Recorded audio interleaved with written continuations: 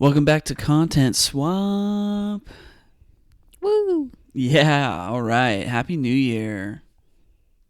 Happy New Year. There Sorry. you go. So I'm not getting a lot of active engagement I'm from sorry. you right now. I'm sorry. I was looking into something, but I'm done now and ready to go.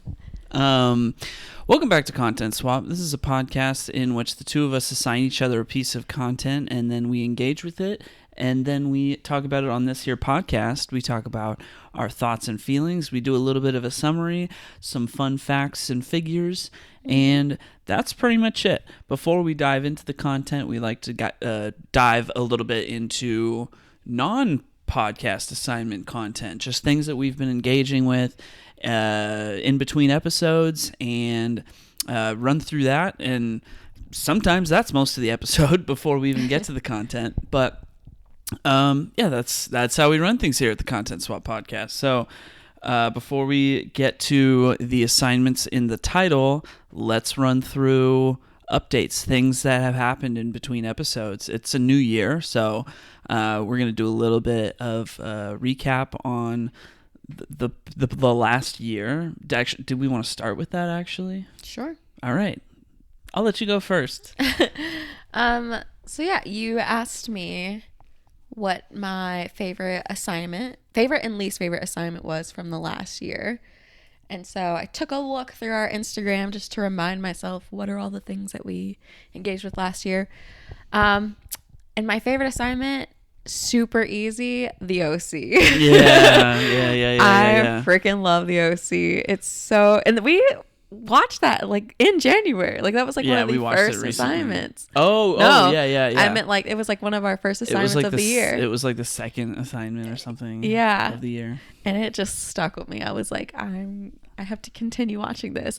But I will say a very close second was Duel. I thought that was a fantastic movie. I had a feeling that would make your short list. Yeah, it was fantastic. I think about it to this day. I was telling my parents about it. Like, when was that? It was like over when we were there for our wedding. I think I was telling them about it or something like that. Yeah, it just really stuck with me. And I was just like, wow, such a simple movie, but so effective. So, Duel, that's the Steven Spielberg directed. It's like killer truck movie. Yeah. Before he did Jaws and other famous works. Yeah. Highly recommend. If you have not watched it or listened to our podcast episode, go do that too. I'll give an honorable mention though, and that is Dogma, which I forgot that we watched, but I did enjoy Dogma. So those are like my favorites. Least favorite was Kung Fury. Oh yeah. I'm like, what is that?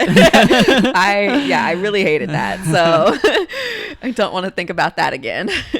Nice. But yeah, and then you also asked me favorite thing that I just like watched in general last year. Yeah. Right? Well, I mean,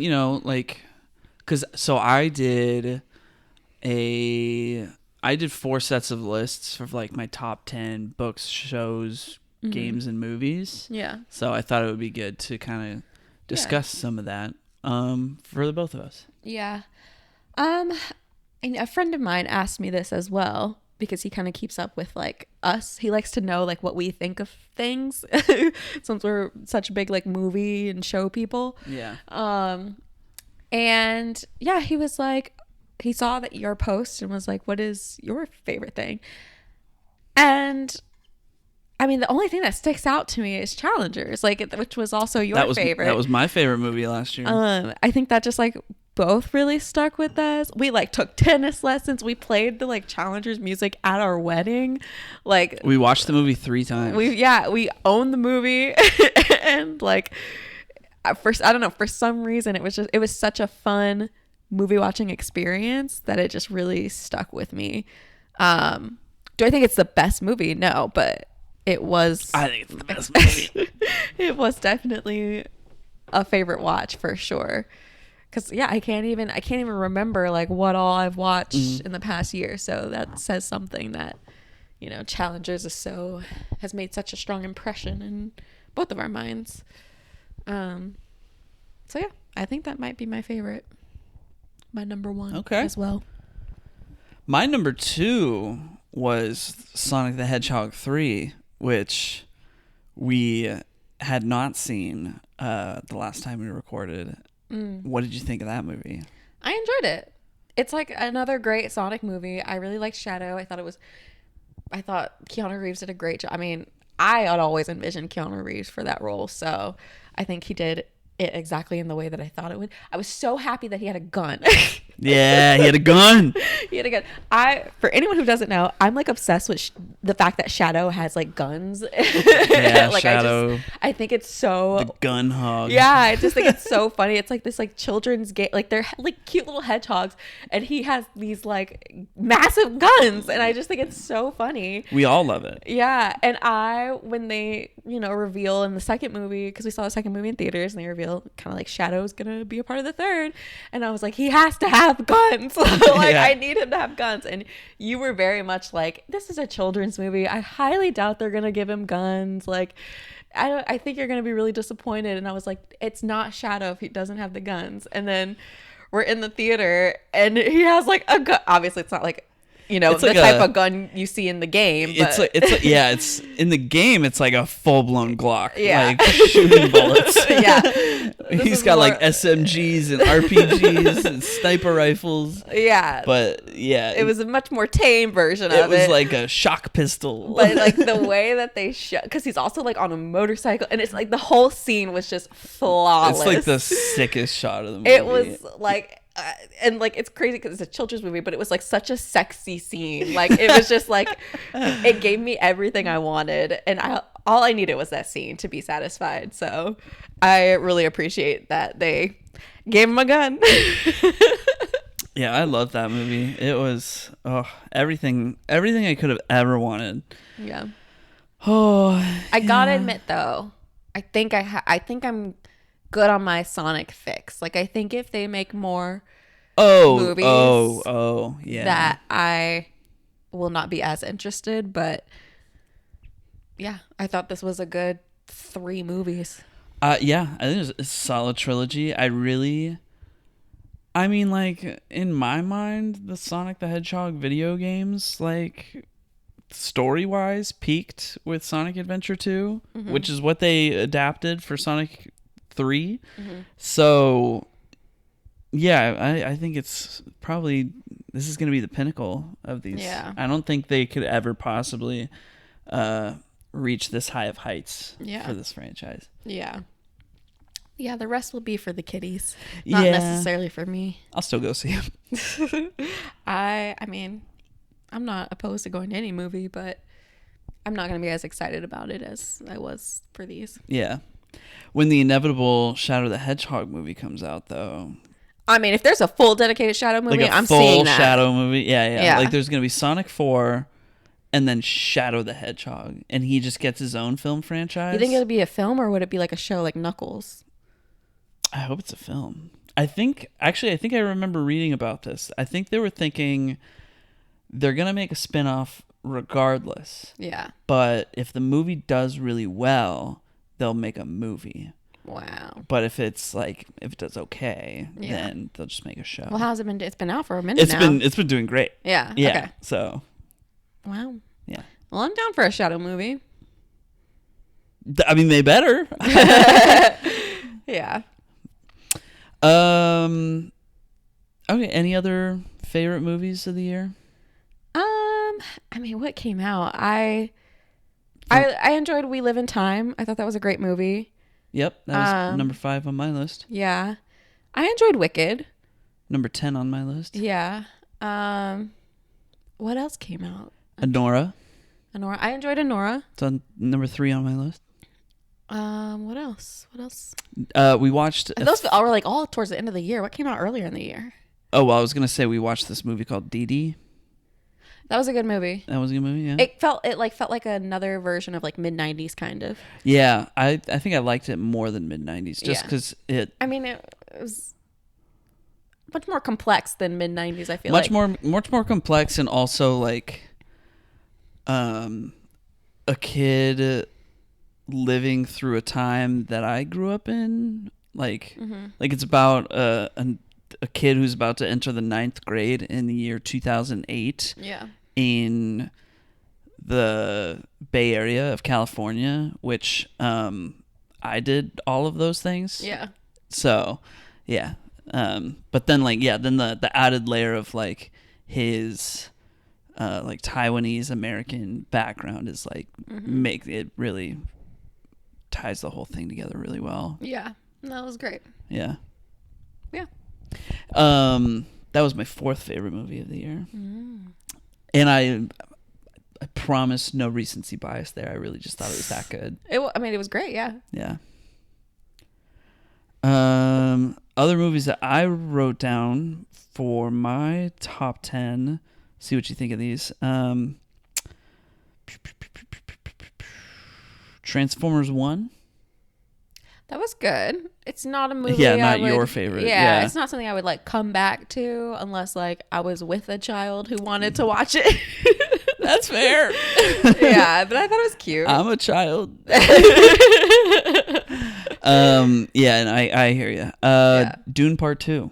That was like the big movie at the beginning of the year. I was gonna say that's the only one from like the beginning of the year that I remember. I thought Dune 2 was great. I don't think connected to it as a lot of other people are. Like I thought it was fun to talk about at the moment, but it's not like I don't know, I'm not drawn to it like to go back to it and like watch it again of like, oh, let's watch Dune 2, you know? I'd give it like an earnest rewatch. Like I feel like it's probably a little like Lord of the Rings. Like when the Lord of the Rings came out, like I really liked it as a kid, but then what really kind of solidified my understanding of it is just watching it a lot for like doing like movie marathons of like, oh, let's watch all the Lord of the Rings movies, you know? And I think like, let's watch Dune 1 and Dune 2 will be kind of like one of those types of movie marathons that people like down the line just kind of do every once in a while. Yeah. I think that's it. I liked it a lot, but it is an investment.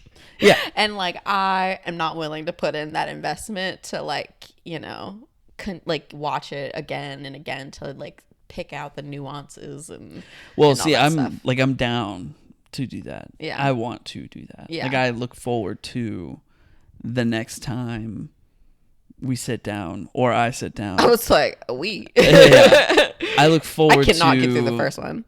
I look forward to when our son is of age and he's like, what are these Dune movies about? I'm like, sit down. Here we go. Family movie night. I'm going to be like, go talk to your dad. It's about little Timmy. Timmy Chalamet.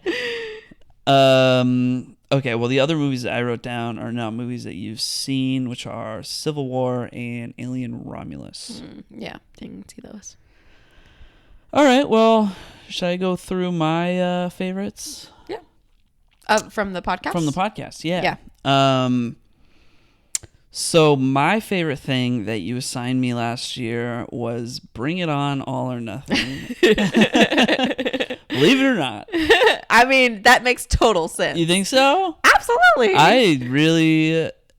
It's a wild movie. It's a wild movie. It's so stupid. Yes.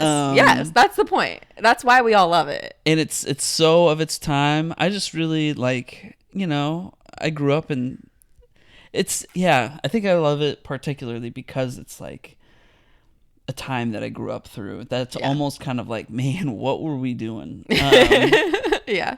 That we all collectively agreed, like, this is cool, you know? Yeah. Yeah.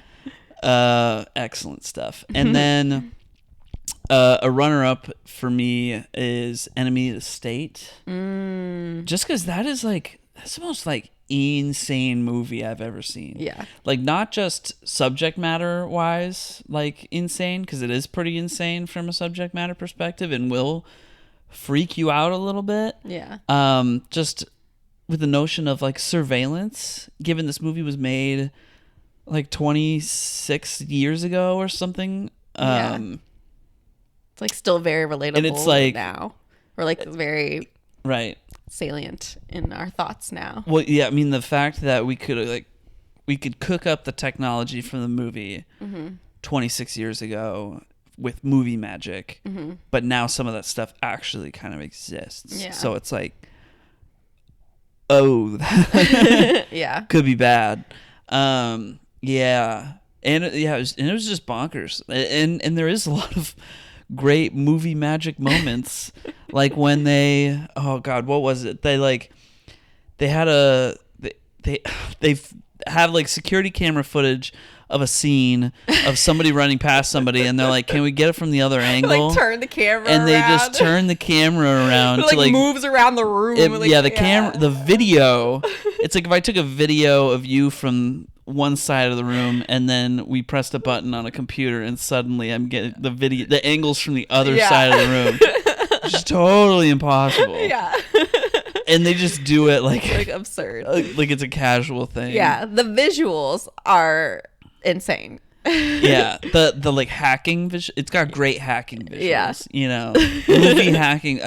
We live for movie hacking visuals that are super inaccurate, and that's movie has great movie hacking visuals. Our favorite things are parabolic calculus. Yeah, and fake science. Basically. Yeah. We call it parabolic calculus from what was the movie? Source Code. And crazy hacking. Yeah, crazy hacking. Computer interfaces and things. Yeah, parabolic calculus. Anyway, so my least favorite thing that you assigned me was the Proud Family movie. You know, that's fair. As a child, I thought it was the funniest thing ever. Yeah, no, and as an adult, I was like, it's a little boring. So, well, yeah, I think that's what it was. It was a little boring, and I honestly I love the Proud Family. I like the Proud Family. Yeah, it's just the villain in that movie. Yeah, I really didn't like, and then it just kind of got weird, and a little gross at the end. And fair. I prefer to forget about it. You know, that's fair. Yeah, that's it. Got you. I wish I had taken out my contacts before we start recording. Ooh.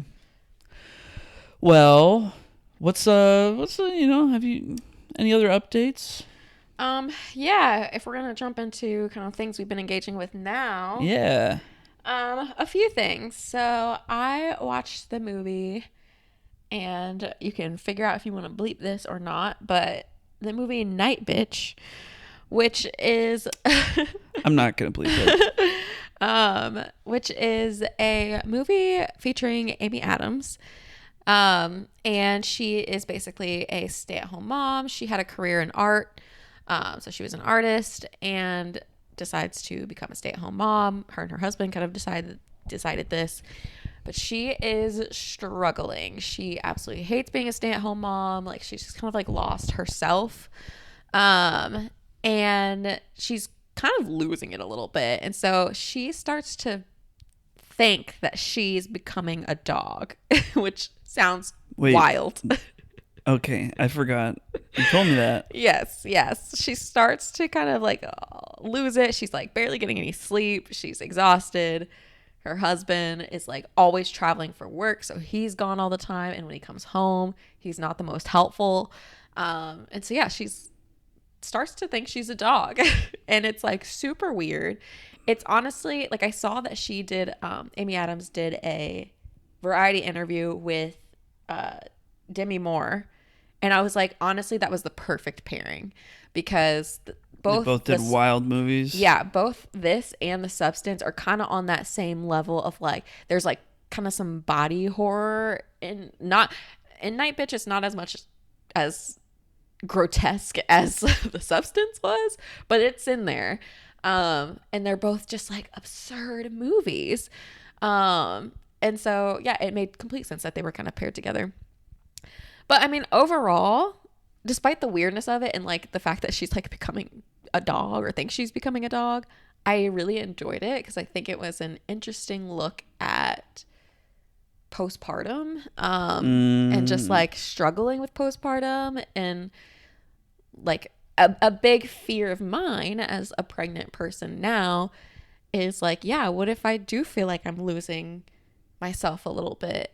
I think I like experienced a little bit of that recently. Because we are married, I wanted to change my last name and I was really excited about it. And then I did it at the Social Security office, and I actually, like, I felt something. I was like, I feel kind of sad. I feel like I just dropped a part of me that, you know, has always been here. And that just felt, I don't know, it just felt weird. And again, it's like, I'm excited to, you know, be an Anderson, be with you, you know, but it was just like, oh, do I need to change the, like, the podcast authors? It says, like, oh, does it have my maiden name? My maiden name now. Like, I have a maiden name.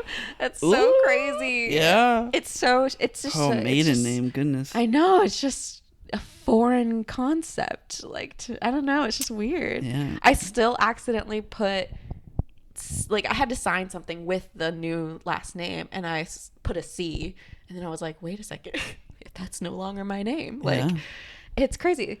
So you've been Aaliyah Anderson in my phone since we got married, but in my head you're still Aaliyah Church. You know what I mean?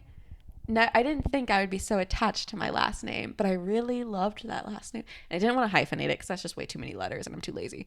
But yeah, I mean, I'll get over it, and eventually it'll be like, as if I never had the last name Churchill. But yeah, so I'm like, oh my gosh, if that, and maybe it's also pregnancy hormones that made me just like feel a little emotional about it. But I'm like, if that made me have this feeling of like, oh no, a piece of me is gone. Like, what happens when I, you know, eat, breathe, sleep, baby? And that's my only concern, you know? So I don't know. It just made me kind of think about things. And yeah, I enjoyed it.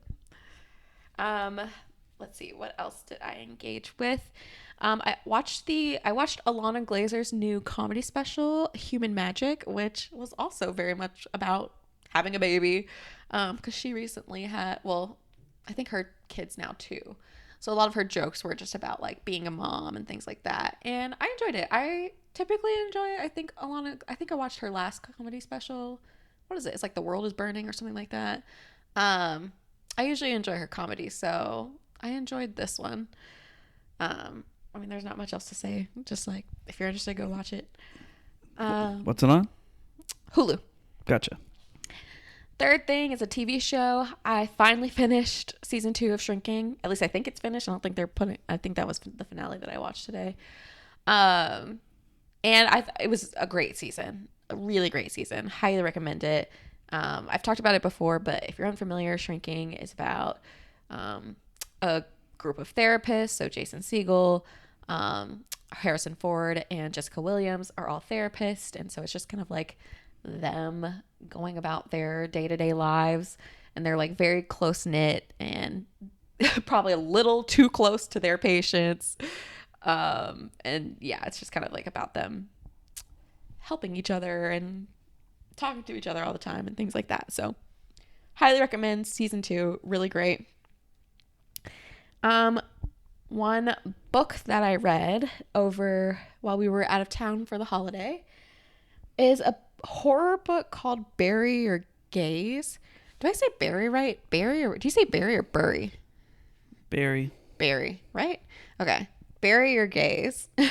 Gaze as in Gays, not Gaze. Because I think I said that to you, or maybe it was your family, and they were like, gaze, like sight, like you looking, and I was like, no, yeah. Gaze, like a gay person. I think you were talking to my brother's girlfriend. Yeah. And so yeah, it's a horror book where the main character is a screenwriter for a TV show, and the production company or whatever wants him to kill off his 2 gay characters.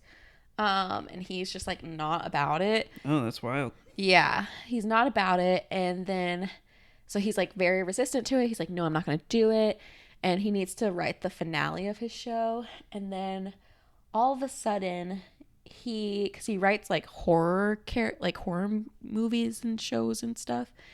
And all of a sudden the main character, or like the villains in the horror movies or shows that he writes, come to life and like are haunting him, and like the things that happen in those movies are now happening to him, and he's like really freaked out by it, and it's really scary.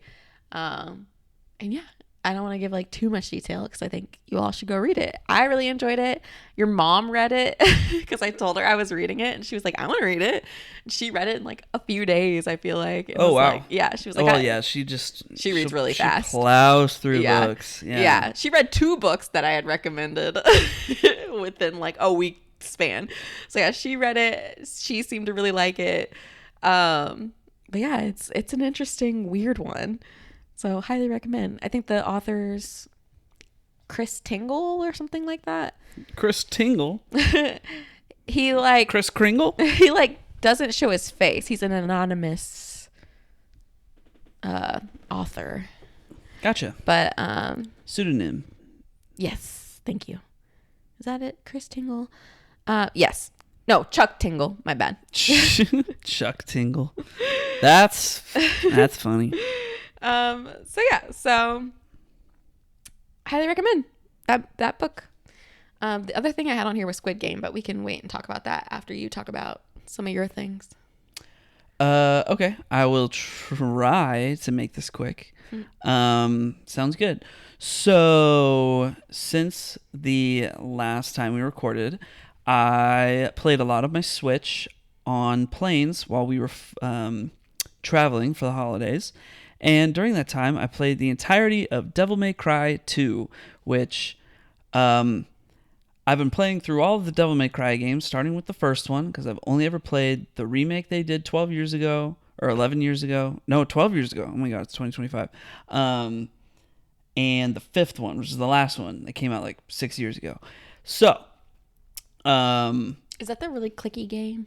Yes, it's a very clicky game. Ugh. It's a character action game. It's kind of like the first Devil May Cry is kind of considered the first character action game, which is a very popular genre now. But yes, it's also considered a hack and slash, which is where all of the clicking comes from pressing lots of buttons.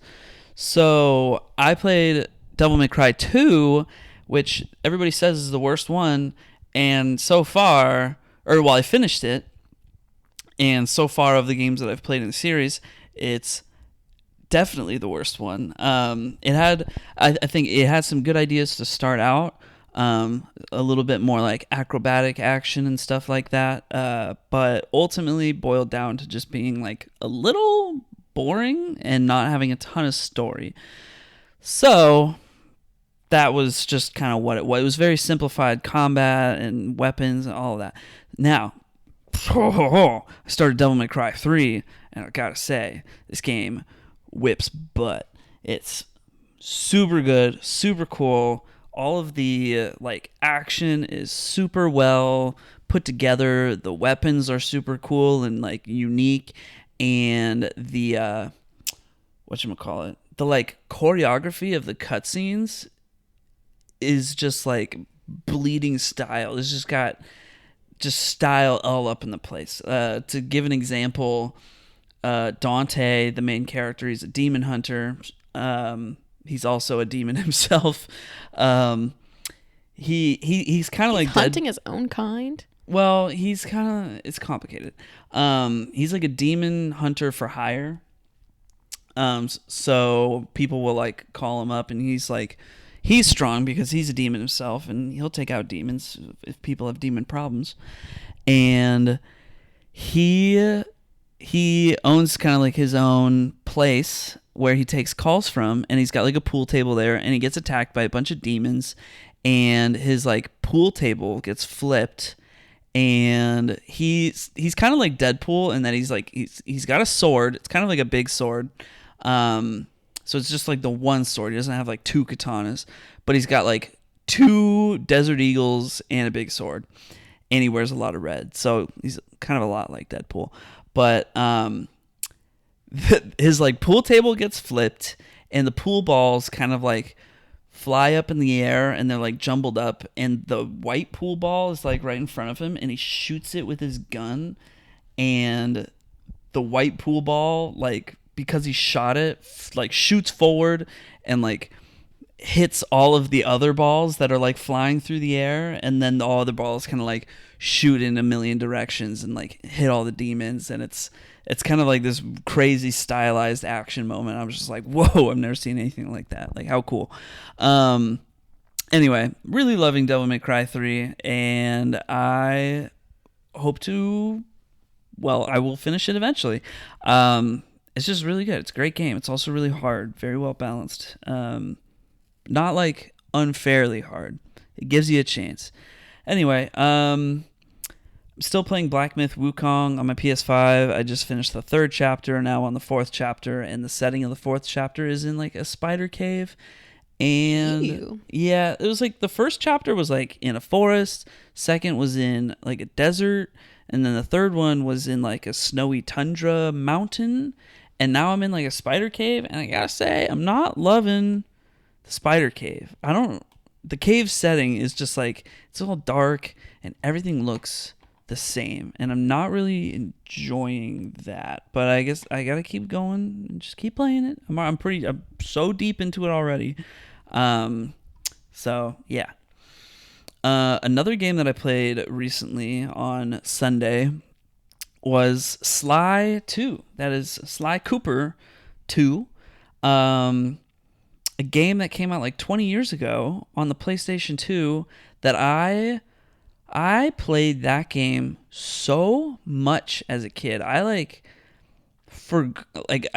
so glad that it's been so long that I've played it, because it's like I'm playing something that I forgot that I knew so much about. So it's kind of like it feels fresh because it's been so long, but at the same time I'm like, oh my god, I remember. It's so I guess that's what nostalgia is, isn't it?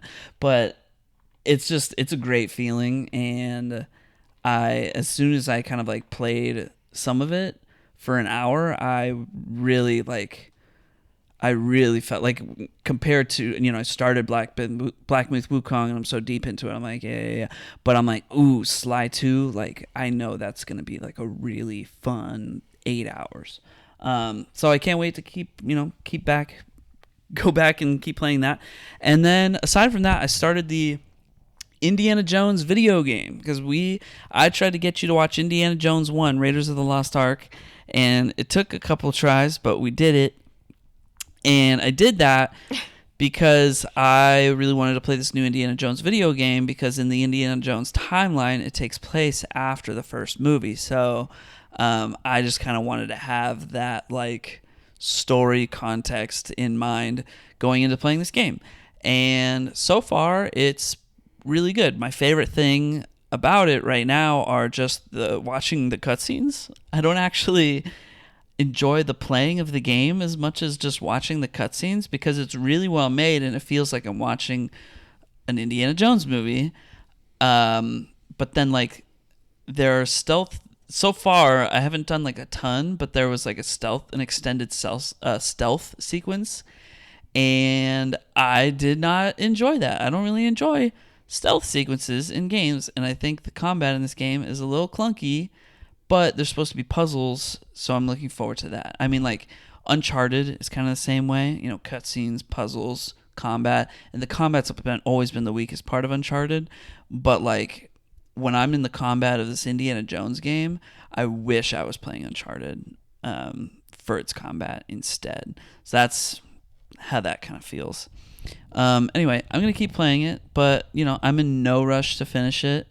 It's just a cool experience. And I recently I resubscribed to Game Pass, which is why I'm playing it on my Xbox, because I'm going to be playing some video games with my family over multiplayer weekly as a means of staying connected. So that's everything that's going on the game front. Aside from that, you got me a book for Christmas. You got me a few things for Christmas. You got me a foot massager.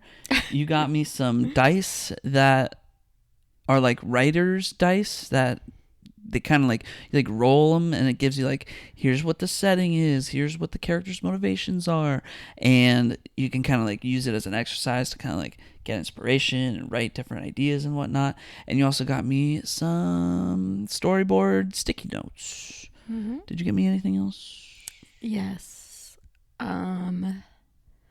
That book and the Sonic beer glasses. Oh yeah, and I got some Sonic beer glasses, And, complete with Shadow the Hedgehog Yeah. with a gun. And the Final Fantasy vinyl. Oh, that's right. Mm-hmm. That's right. I forgot about that. And a Final Fantasy VII Rebirth vinyl. Yeah. Thanks, hon. Welcome. So the book that you got me was called Spelunky by Derek Yu, and Spelunky is a video game, and it was designed by this guy Derek Yu, and it came out in like 2012. But the book is kind of a telling of. It was written in 2016, and it's a telling of his experience of making that game, and it's like it's short, it's concise, but like dense. And it's just really good. Like, he has like a incredibly down to earth, kind of like level headed approach to game development that I just like really respected, and it just made for like really good reading and felt like very inspiring. It felt very like I could do this too. So it was a great book, because there are different like auteurs in the games industry, and some of them are like high profile and like genius, doing bonkers stuff at like the AAA level, like your Hideo Kojimas and your Sam Lakes. And then you've got the like indie level people, and kind of some people in between. And Derek Yu's one of those indie level people, and it definitely made me respect him and the games that he's made a lot more. And I like bought Spelunky. I haven't played it yet, but I bought Spelunky 1 and 2.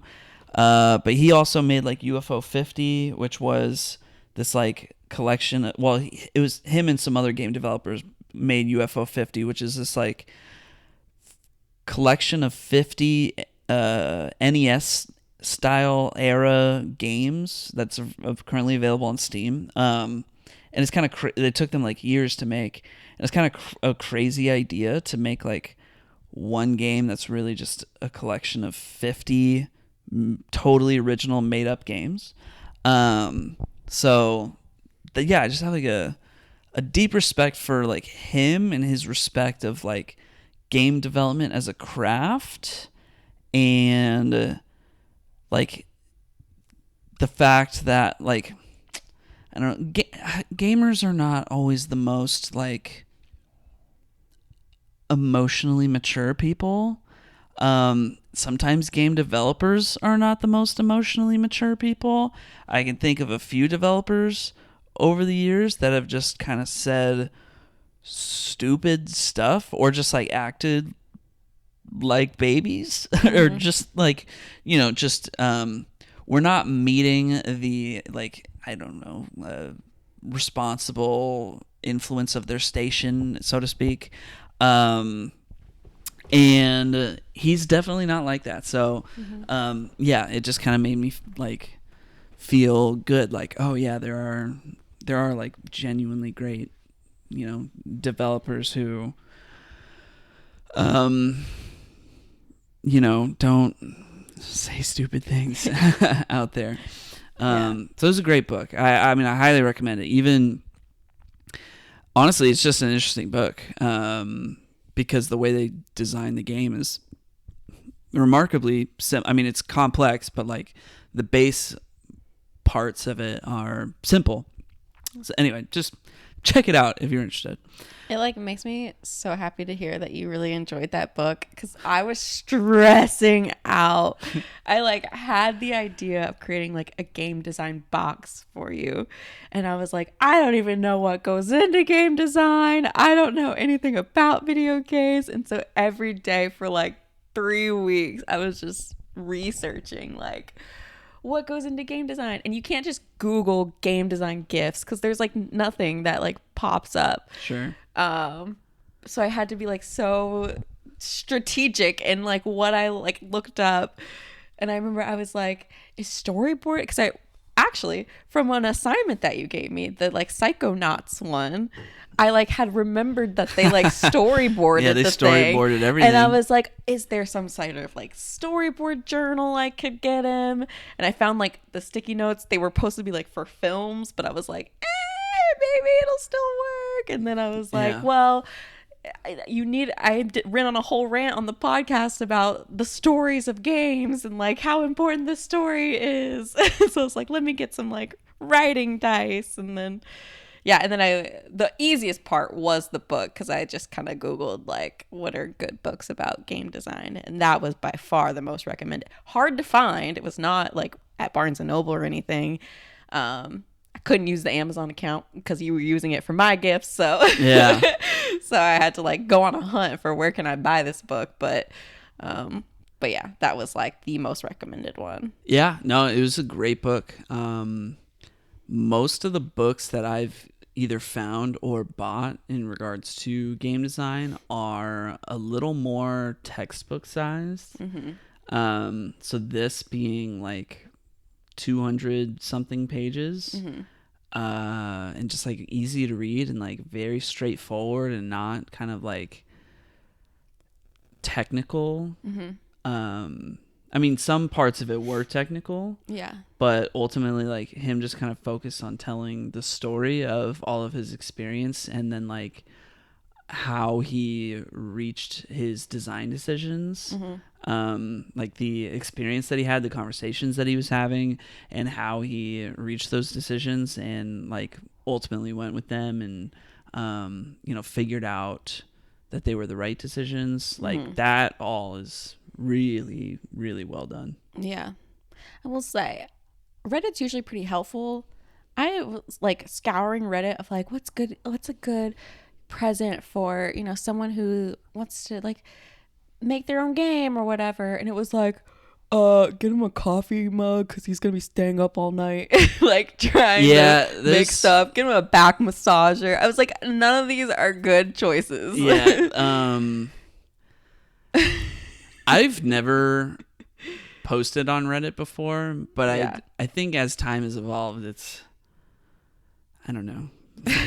People are not always the most helpful people. Yeah. Sometimes you get really helpful comments when you're searching up something, but yeah, when you hear things like that, it's like, I was like, this is not at all helping. Or it was like doing like the classes, which was a good idea, but none of the like master class, you can't just like buy a class, like especially since I don't have an account. Yeah, I couldn't just like buy and gift a class. I mean, I got a masterclass account. Well,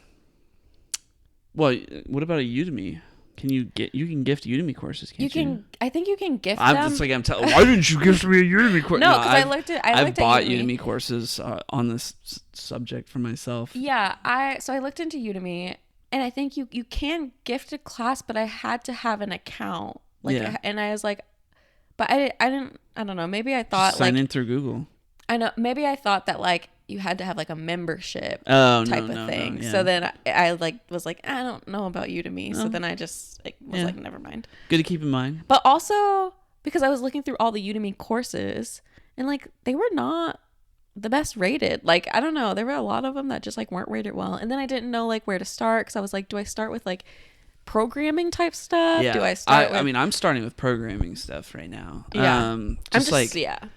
Like for me right now, it's like no matter what ideas I come up with, if I can't put them in a digital environment, then there's no point. Yeah. Yeah. Like that to me is the biggest hurdle. So that's the most logical place to start. Yeah. I was struggling to figure that out. I was like, I don't know if I like get him a class on programming. Do I just get him something about like, the more creative aspect of it, of just like coming up with the story? If I can't do the programming, then like this isn't something I should be doing. Yeah. Yeah, that's fair. Yeah. I was like, can I just buy him some assets on whatchamacallit? What are the like little whatever they're called? No, I mean, I game development is something that I've always wanted to try, like for fun on the side as a creative project. And like, given that, I don't know if I said this earlier on the podcast, but given that like I've kind of announced my retirement from writing reviews. I'm trying to fill that time with other projects that I've always wanted to do. Some of those are more professional projects, and others are more for me projects, like game development.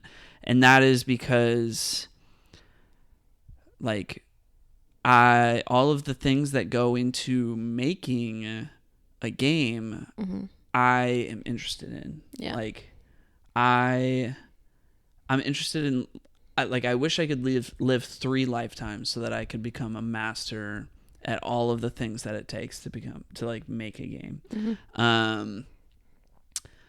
But I can't. But I can try my best with the 1 lifetime that I have. Yeah, I support it.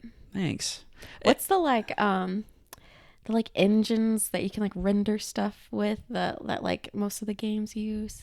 Well, like Unreal and Unity. Yeah. I like literally was like, how do I buy Unreal? How do I buy Unreal? And it was like, it's free. It's free, yeah. Doesn't really work like that. It's like you can download and start making things in these engines now. It's just when you like sell something that that's when they take a cut. Yeah. Yeah. But that's how like clueless I was trying to put this game together. I was like, oh, I'll buy an Unreal engine. Unreal? Yeah. I thought it was like a software that I could purchase. And then it was like, no. I mean, no softwares really work like that anymore. Like you can't even buy Photoshop anymore. You can't buy Windows, it's all subscription based. Yeah. But in the case of the game engines, it's all actual sales based. Yeah. Yeah. Yep. I was trying. I was looking at all the options. Right now I'm starting with Godot tutorials because it's all open source. Good, like if somebody makes a game using Godot, it's not like you have to give a cut to Godot. So I'm starting with that just to kind of get like a base level understanding. It would be cool to learn something like an Unreal or a Unity. I looked at Unity too. Yeah, I mean, Unity seems like a good fit. Unreal is definitely like you can do maybe the most with it, but there's a higher barrier of entry, higher learning curve. But I mean, it's kind of one of those things where different tools for different types of projects, right? Like there's some games that would be better served on the Unity engine, others that would be better served on the Unreal engine, and some games that are better served on neither of those engines. So it's interesting. Yeah. I even looked up if there were like local classes I could pay for. Oh, you did? Yeah. Aww. I even looked at the university. I was like, can I register for game design? They didn't have anything. They do have like a game design class, but you have to be like a student, I can't just audit the course? I don't think so. I think you have to, because there's also prerequisites for it. What are the prereqs? I don't know. I have to go back and the little website they had was cute. It was all like they showed like the games that the students created, and I'm just gonna show up next semester. Anyway, do it.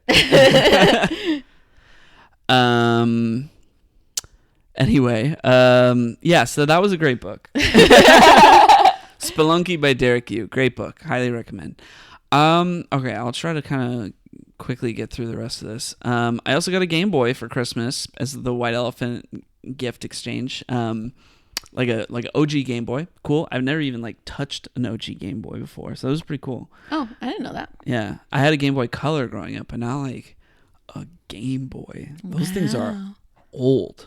I mean, it looked old. Yeah. Like the Game Boy's older than I am. Yeah. Yeah. Pretty cool. Mm-hmm. You almost didn't take it. I was like, steal it. You're gonna want it. No, I was always gonna steal it. Let's see. All right, I said all of this.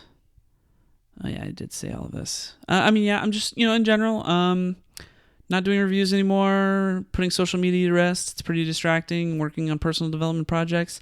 And trying to get some more like existential fulfillment from things that I do. and trying to build some better habits in the new year before baby gets here.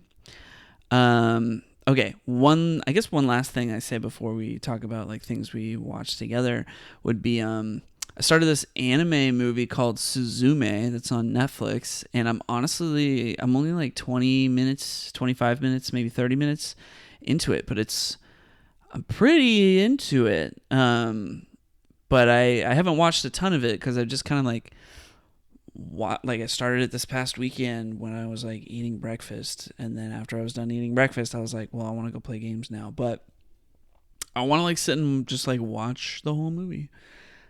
It's good. I have a harder time watching shows or watching movies by myself, like at home, because if I have time to myself at home, then I feel like, well, that's time I could be spending playing a game or something like that. But when I'm spending it with you, then it's like, oh yeah, like we can watch this movie. Oh yeah, we can watch this show. Like that doesn't feel like time wasted or anything. That it's not that I would feel like I wasted my time if I watched a movie by myself. I just don't. I'm gonna watch movies anyway.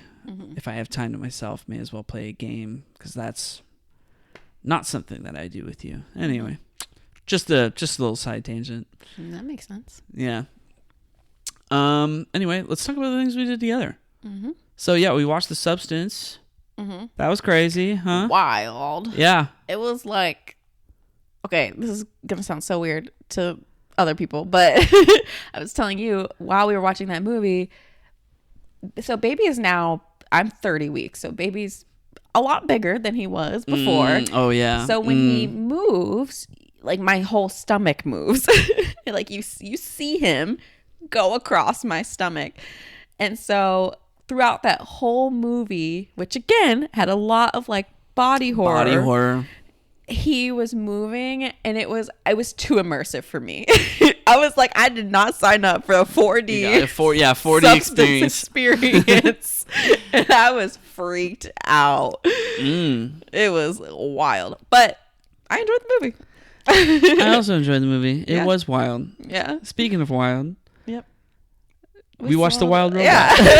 I was like, what was it called? The Wild Robot. Yes. I really enjoyed that one too. I thought it was pretty good. Yeah. I was kind of led to believe that it was going to be like the greatest thing of all time. I was also kind of led to believe that when I saw Puss in Boots: The Last Wish. And I think both movies are like recent DreamWorks things and have fantastic animation and are by all means great movies. I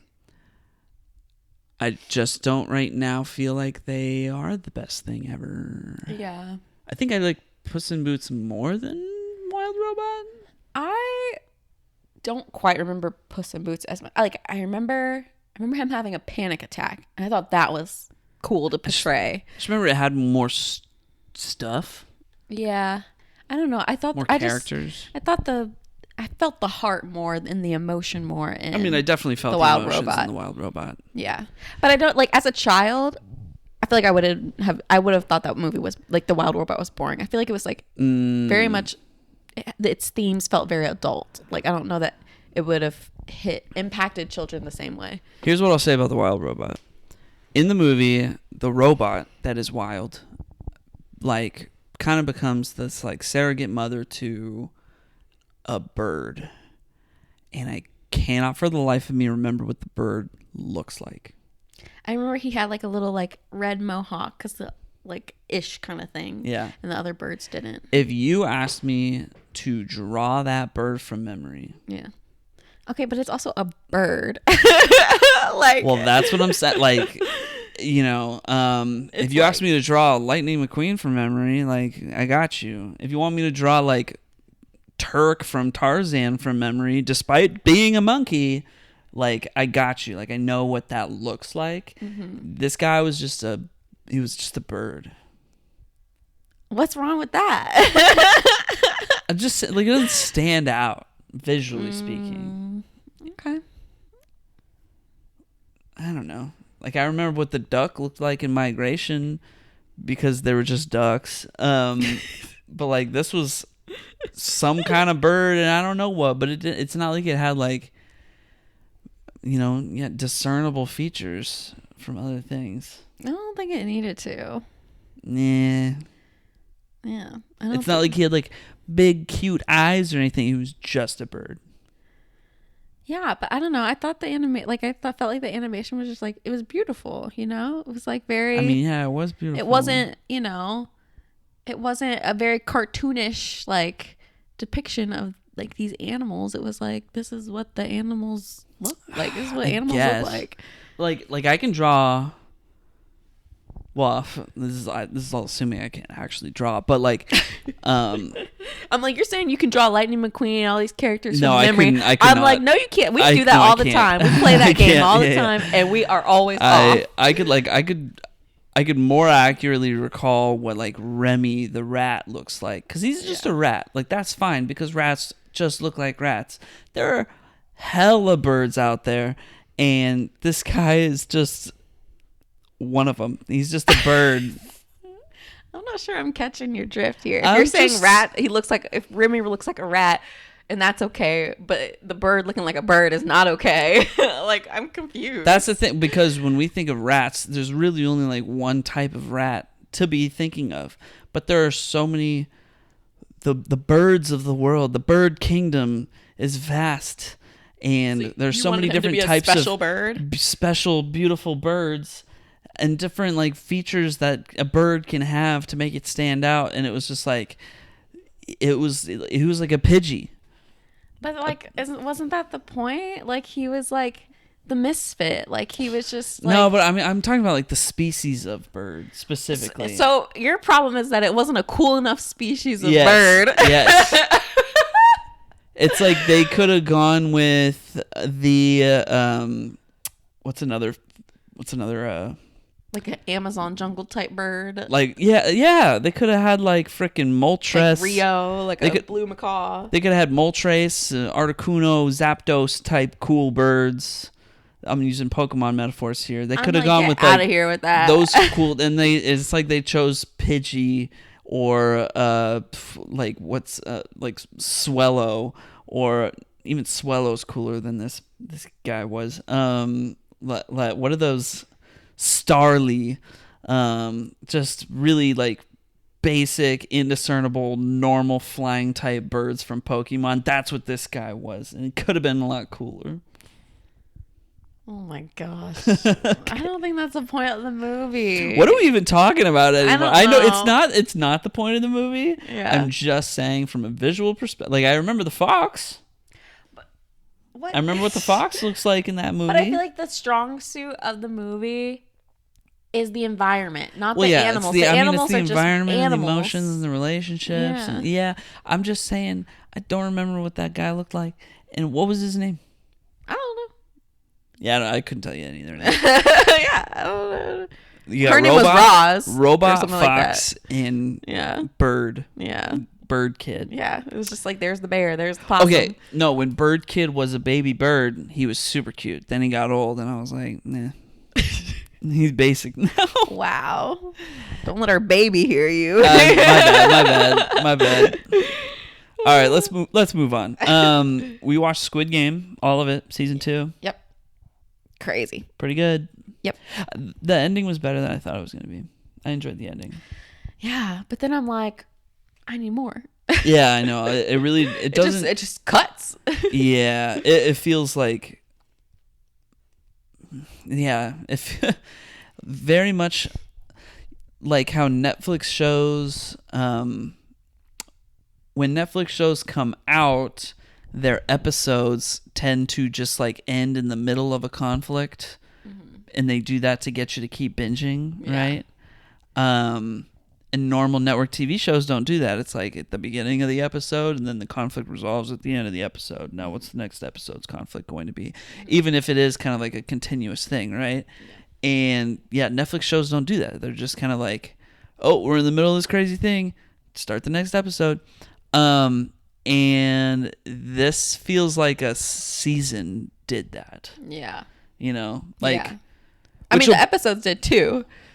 Well, no, I mean, yeah, well, Yeah. yeah, the episode, well, that by default, yeah, the episodes did that, but Yeah. I felt like the season did that, which I guess will pay off when the show is fully done, then and people go back to rewatch all of it. Yeah. They'll just go straight into watching season 3 after season 2. I mean, as much as like I was like unsatisfied because it just stopped and I was like, is that the last episode? I do think that was probably the smart decision, especially for Squid Game, because it's like, you know, how much left is there? Yeah, it's just like, when does it become repetitive? Like, how do you make sure it doesn't become repetitive? And I think where they ended it off is like to show, hey, the next thing that comes out is not going to be just the like same a repeat. thing again. Yeah, over and over again. It's not going to be the third Squid Games. Right. It's like we're ending at a very intentional point. Yeah. Well, I mean, no we'll spoilers. see. We'll see. No Yeah. spoilers. Yeah. Yeah. We'll see. Maybe. I don't know. Go watch the show. But I do think they needed to, like, if they wanted to create more, make sure that they sent a message to the audience of, like, you're not going to get tired of this. Yeah. Well, aside from that, we finished that, and now we need to finish watching Arcane, Beastars, and Skeleton Crew. I don't even know if Skeleton Crew is like done yet. I think it'll be done like next week or the week after that, but I would like to get caught up on that. Not really in a rush on the other two, but we'll probably have them done within the month. Yeah. Yeah. I mean, how much more of Arcane do we have? Because it's a short season, isn't it? I think it's nine episodes, right? Oh, is it? We've watched. For some reason, I thought this was like a short. Oh, I guess it's just the last season. Yeah, we watched. We've seen 4 episodes, right? I think so. Yeah, it's 9 episodes. Gotcha.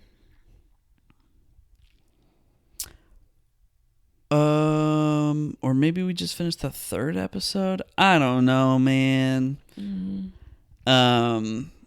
I couldn't tell you what's actually going on in that show right now. Yeah, both of us are like, we're a little confused as to like there's just like a lot of jargon that we're like, wait, what is that? Like, how is that different from this? Like, it throws a lot at you, but at the same time, we don't care enough to figure it out, and also we get the gist of the general like what's going on. So that's it's like enjoyable because we understand the big picture even when we don't understand the details of like the story. Yeah, that's how I feel about this and Beastars right now. It's just like there's a lot to be keeping track of, and every time we take a break from watching it, it's like we have to remember everything. Yeah.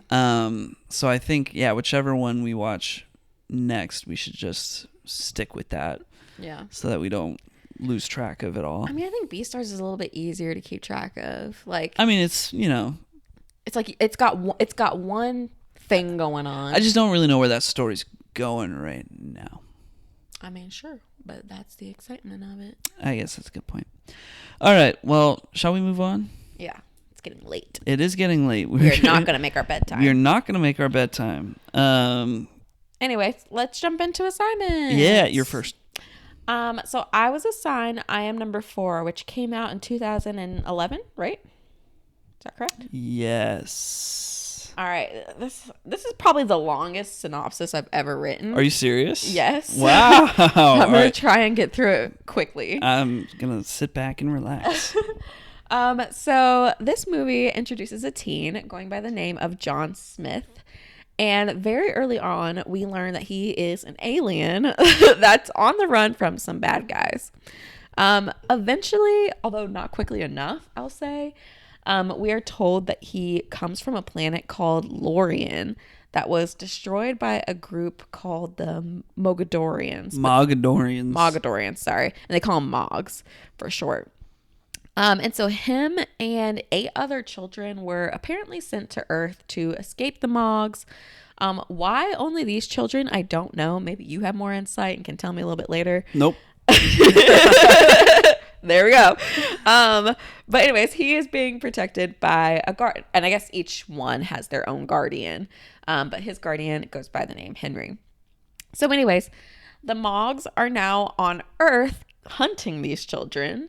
And they can apparently only do it in order, which again, why? I genuinely, like, I did not. You know what? I'm gonna look up the answer to this because the movie does not explain it at all. Yeah, I'll get to that in a second, and once I finish the synopsis. So number 3 has just been killed. John is next. And due to being like video recorded by some earthling teens in Florida, they have to move. So Henry wants to go to Ohio because he has some quote unquote business out there. So they end up going to Ohio, and John really just wants to be like a normal boy. So he enrolls in school. He starts hanging out with this cute girl that he likes, and he kind of like befriends this nerd who claims that his dad was taken by aliens. So everyone kind of makes fun of this kid. And so one day the school bully attacks him and his girl. And so John goes alien on them with his new powers that just randomly appear. And like, he didn't have to learn anything. He just automatically has them and knows how to control them. Granted the power of flashlight hands. Yeah. He's like Iron Man, and can do other stuff. But anyways, he like beats up these bullies with his alien powers, and the nerd kid happens to witness this and is like, I knew aliens were real. Everyone's been making fun of me, but you're an alien. And John's like, you know what? You're right. But like, don't tell anyone. So meanwhile, the Mogs are trying to find John. But they're also being trailed by this like random Australian girl who, I kid you not, has this one scene and then is super important at the very end of the movie, but like we barely saw her for 90% of it. She has like a cool guys don't look at explosions moment. Yeah. Near the beginning, and then comes back at the very end to be important. I thought her character was dumb, but anyways, we learned she's number 6, and she's trying to find John. Just a real quick jump in here. I've learned through ChatGPT that the children have a protective charm, and they were all assigned a number when they left their home planet, and therefore cannot be killed out of order. So number 2 can't be killed unless number 1 is dead. So that's why they have to be the killed numbers matter. Okay, can you also look up why they were the only people sent to Earth? Because they were supposed to protect the Earth, or protect Lorien, their planet. But their planet was destroyed, and that's why they were sent to Earth. I don't know. I mean, why was Superman sent to Earth, you know? I don't know. I need answers. That's a fair point, actually. I don't know. to preserve the legacy of their planet, you know? But why these kids specifically? And why only 8 of them? Because superpowers. All right, that's not satisfying. But anyway, so the Mogs end up finding John. They kill Henry, who was looking for this important rock that can basically track the other children.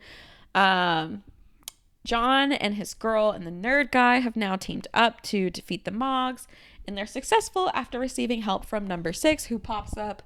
And so basically at the end of the movie, they successfully defeat the Mogs that were after him, but him, number 6, and then this nerd guy are like off to go find the other children so that they can continue to protect the Earth from any more Mogs that come down to get them.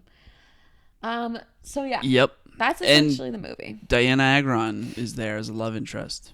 Sure. Sure. Yeah. And her ex-boyfriend is a bully.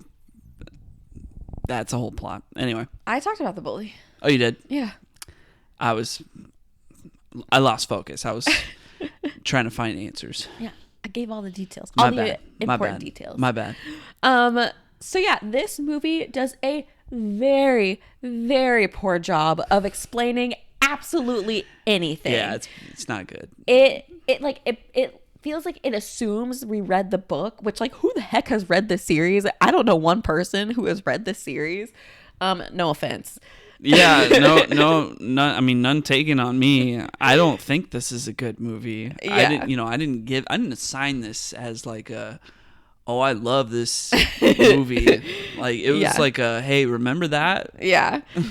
So this movie, it just immediately jumps into his skin's lighting up, and you're like, what the heck?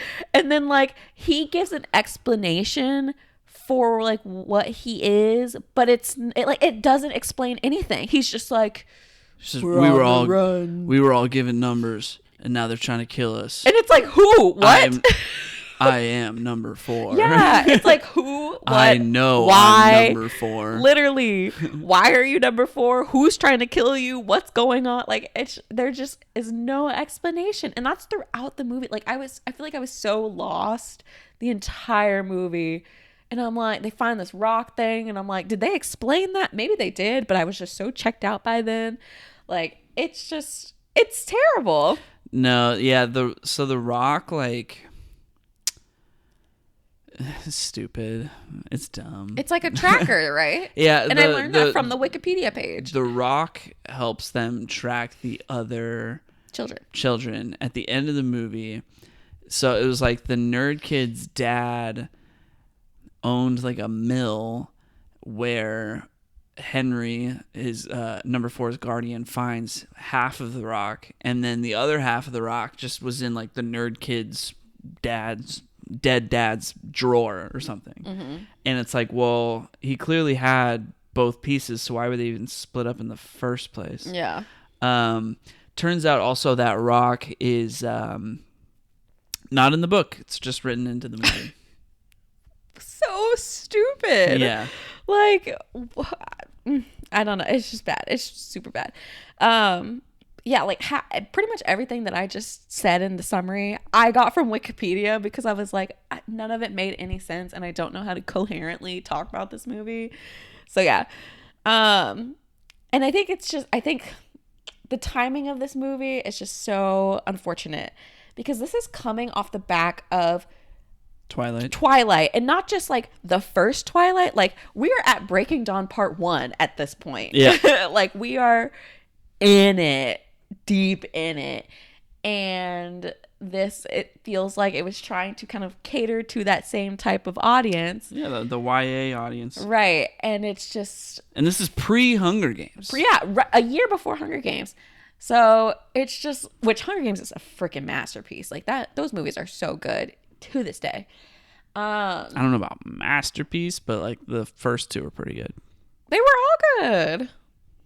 Anyway, in the grand scheme of, I'll go back and rewatch it. Yeah, in the grand scheme of YA book. Oh, for sure. Oh, one of the best. It is the best.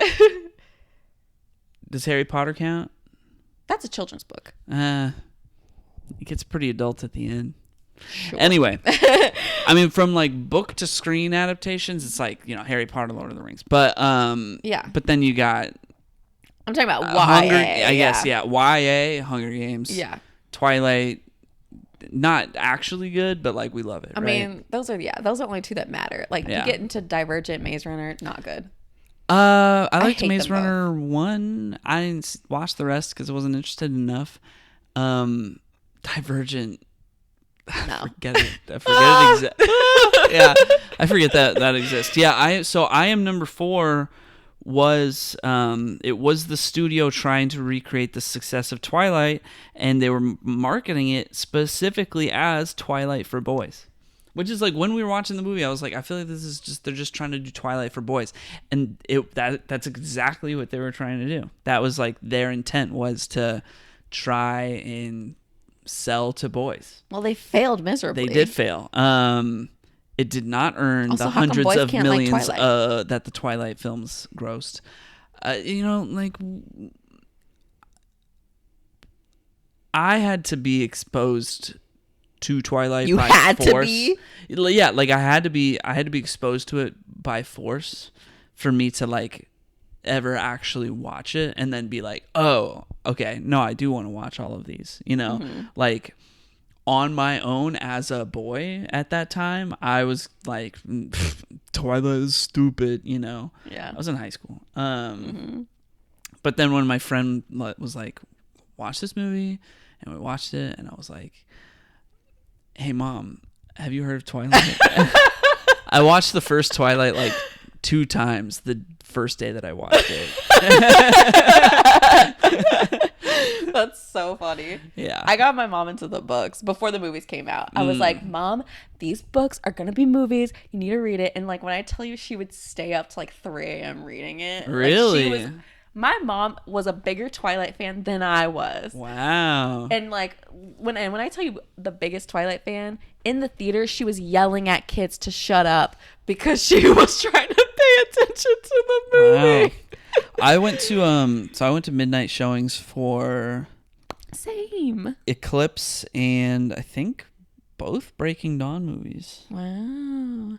I think I only did New Moon and Eclipse. And then I was like, I'll just catch by then I kind of, as much as I enjoyed the books, after Eclipse, I kind of fizzled out of the movie. Like I was like kind of sick of the movies and like wasn't interested.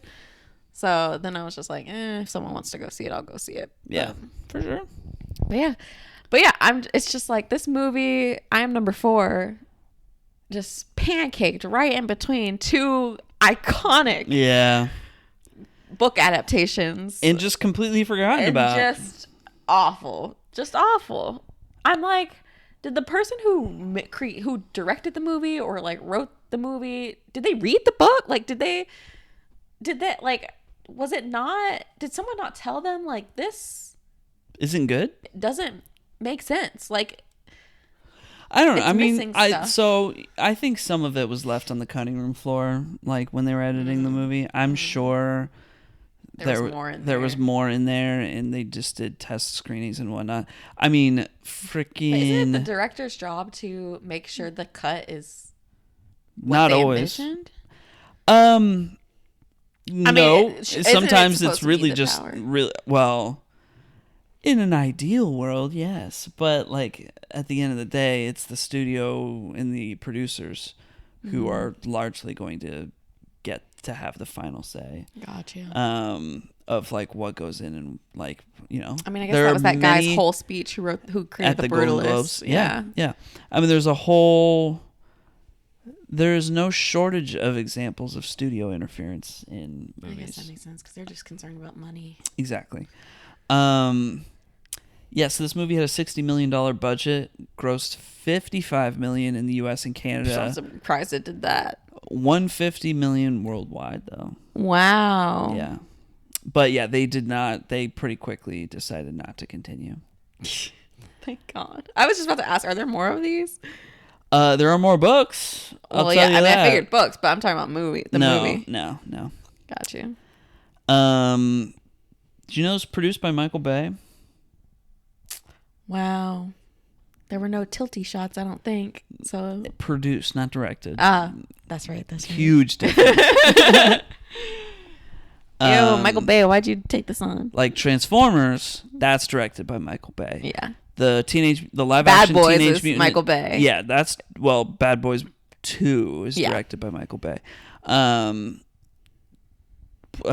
live action Teenage Mutant Ninja Turtles movie with Megan Fox, produced by Michael Bay.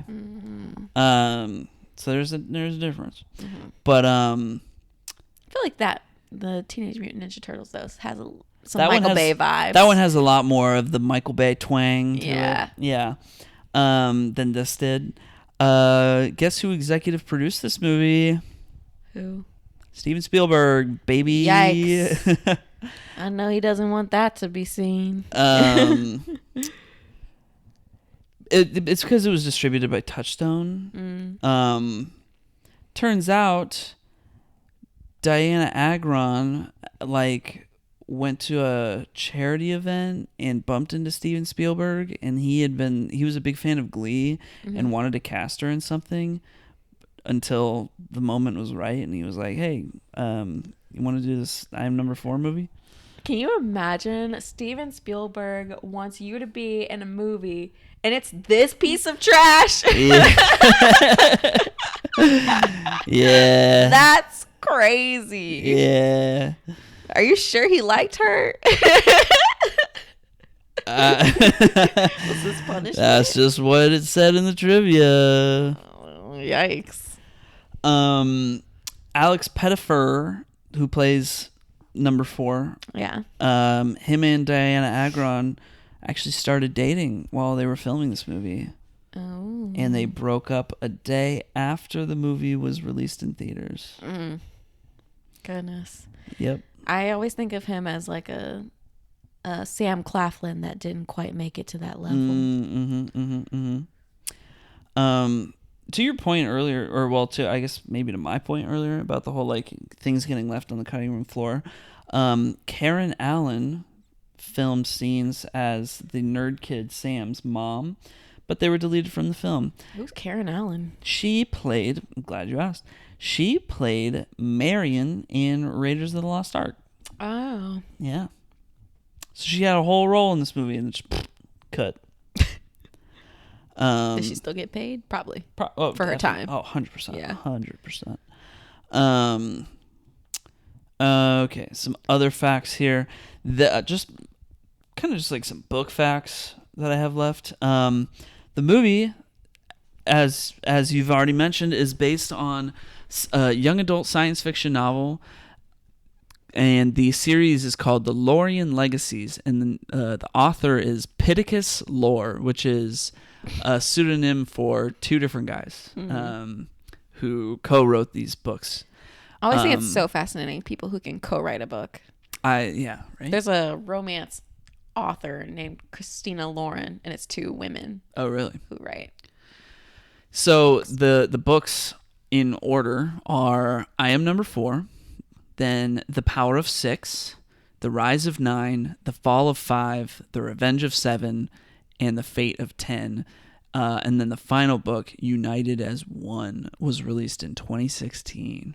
So they pumped out a new book pretty much one a year, and it's very confusing that they are like there's numbers in the title and it's all out of order. Like the second one is 6, the third one is 9, the fourth one is 5, the fifth one is 7. Like, how confusing. Yeah.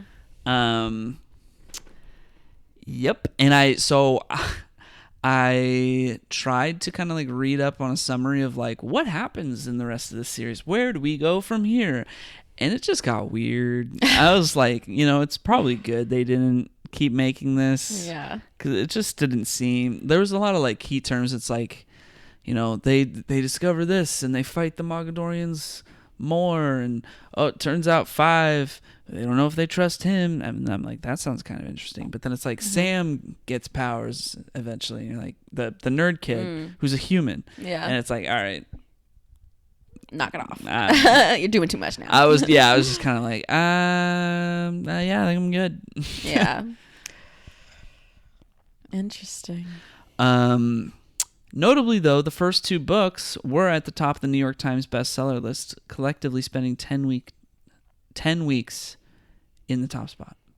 Nice. Yeah, between the 2 of them. And also this last fact I got off of Wikipedia here. It says in April 2024, the author James Frey confirmed in an interview that Neil H. Moritz was producing a new adaptation of the series with the original writers of the 2011 film being attached to return, but he also noted that he was unsure if it was going to get made or not. And that was in April 2024. And they're still trying to make Fetch happen? Yeah, they are still trying to make Fetch happen. I don't think Fetch is going to happen. If they do, it's probably best as like a show. A show, yeah. Like an animated show. I feel like if they did it, it would be like a low budget Netflix show, like one that like no one actually looks at. Right. Anyway, that's I Am Number 4. Wow. I will say, in the movie, there's a dog actor, and the dog actor was pretty dang good. The beagle. Oh, what was his name? I don't remember. It was like Barney. I don't know. But at the little end when he had his paw up, because like his paw got hurt. Yeah, like, he turns into a big monster. The dog, and the monster got hurt. The dog did have a good name. Buster. But no, he was named after like a football player from the Cleveland Browns. I don't know. I'm going to find this out. What was the dog's name? Bernie Kosar. That's a pretty good name. Yeah, the dog was a chimera, so he could transform, which was the whole thing. Yeah. All right, are we done with item number 4? We are. All right, I'm going to get into the next pick, which is Ice Princess. I was familiar with this movie. What did it come out in, 2004? 5. I gotta say, 2004, 2005, what a time. There's so many iconic things that came out, specifically in those 2 years. The early 2000s was lit. It was. Aside from some things. Aside from some things that were lit in a bad way. Oh Yikes. no! Yikes. Cut My that. bad. Yeah. My bad. Little dark humor for those that are late into the episode. We do not condone violence. Anyway, that being said, Ice Princess. Ice Princess, 2005. This is a Disney film, correct? Yep. So, while you give the description, I'm going to use the bathroom. Okay, you go use the bathroom and listen to my description because I think it's fun. I don't know. Okay. So Ice Princess tells the story of a high school junior. She's a junior at the beginning of the movie. She's told that she has a gift for physics by her teacher and that there's this big important Harvard scholarship that she can get if she does a project that's personal to her over the summer. Well, guess what? She loves ice skating. She skates on the lake. She watches it on TV. So she decides that's what I'm going to do my project on. So she figures out there's probably formulas and things to make figure skaters better. So that's what she tries to figure out. So she goes to her local rink to film some skaters. But this pisses off the coach, played by Kim Cattrall, whose daughter, Hayden Panettiere, Hayden's back once again. Hayden Panettiere is an ice skater competing for regionals or sessionals or nationals or whatever. She's competing for ice skating, and she thinks that Ice Princess, the main character, whose name I do not know, she's played by Michelle Trachtenberg. I will hereby be referring to her as Ice Princess. She thinks that Ice Princess is trying to spy for the rivals. So they let Ice Princess stay and work on her science project, but eventually she realizes that she needs to get on the ice too. So she takes some lessons with some children, and they do a little recital, and she passes at the junior level, which means she's just as good as Hayden Panettiere. So whoop, she decides to compete. And she's pretty much done with her physics project at this point, and her mom is really stoked for her to most likely go to Harvard, and also thinks that women are above degrading themselves by wearing these skin-tight suits during figure skating, and her mom just kind of has that general vibe about her. The worst. So Ice Princess competes at the local tournament, and she places 5th in the first event, with Hayden Panettiere placing 4th, and only the top 4 move on. So Coach Kim Cattrall, being her mother, being fake as heck, decides to buy Ice Princess some new skates as a gift, but she's secretly sabotaging her because they're supposed to break your skates out before you skating them. Seriously, because you could get injured. So Ice Princess skates in the second event in her new skates, and she does poorly, and she gets 5th. And Hayden Panettiere gets 4th, so she gets to move on. But then Hayden is like, wow, my mom is so shady. I don't even want to do ice skating no more. And Ice Princess is like, I don't even want to do physics in Harvard. I want to do my Ice Princess thing, much to the dismay of her mother, who just doesn't get it. So Ice Princess gets to take Hayden's spot at the next event, nationals or whatever, because Hayden quit. But Ice Princess, she needs a coach. Well, who better to do it than Kim Cattrall, who no longer has an athlete. Despite how freaking shady this woman has been to her, Ice Princess recruits shady lady Kim Cattrall, and the two do super well together. So well at regionals, nationals, sessionals, or whatever, that the announcers, and this is being televised on ESPN, the announcers are like, she's pretty good. She could compete at the Olympics. Which is like absurd. She has been ice skating for what? 2 weeks? 3 weeks? Yeah. She's got raw talent. I actually think she's got a one. I think a few months passes in this timeline. Yeah. But it's been like 6 months or something, but it's still, these girls have been training since childhood to get to where they are. It's clear that she's always enjoyed ice skating, but now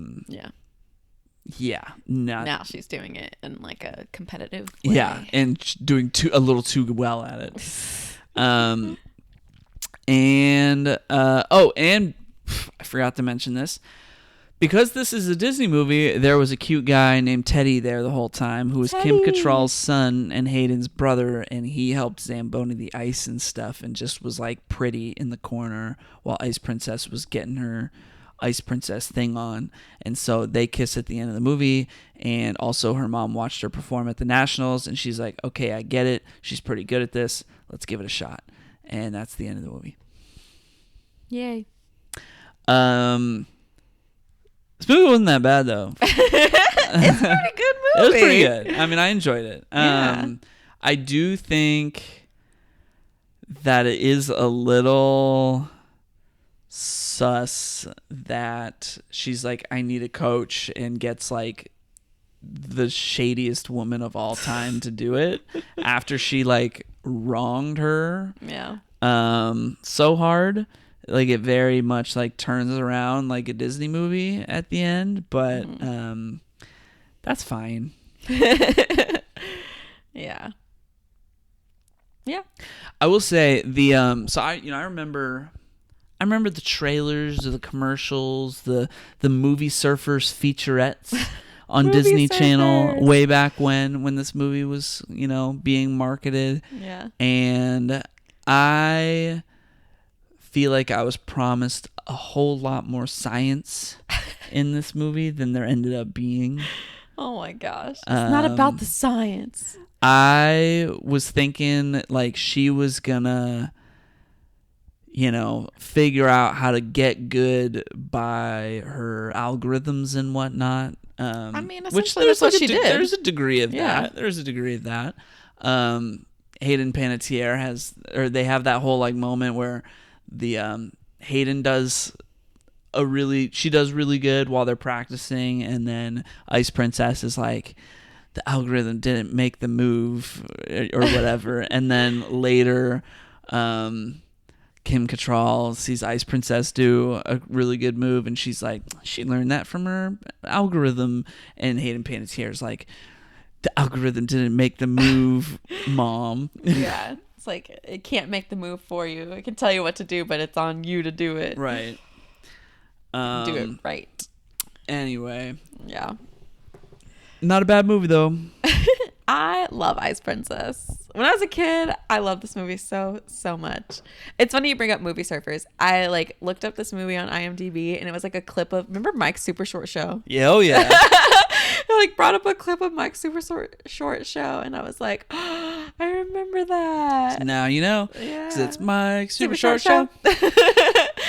With Allison Stoner. Yeah. Yes. What was I saying? But yeah, as a kid, I loved this movie. I just thought it was so cute. And I thought like ice skating was really cool.